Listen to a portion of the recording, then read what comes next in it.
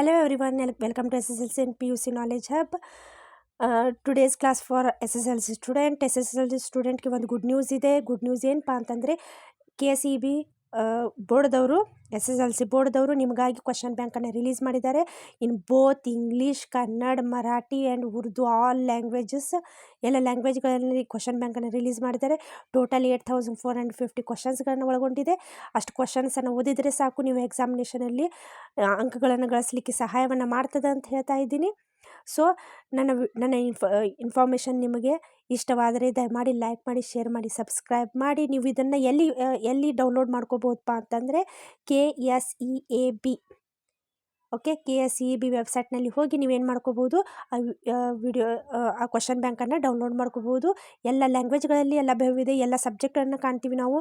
ಕನ್ನಡ ಇರ್ಬೋದು, first language, second language, third language ಇರ್ಬೋದು, science ಇರ್ಬೋದು, ಮ್ಯಾಥಮೆಟಿಕ್ಸ್ ಇರ್ಬೋದು, ಅಥವಾ ಇದು SS ಇರ್ಬೋದು. ಎಲ್ಲ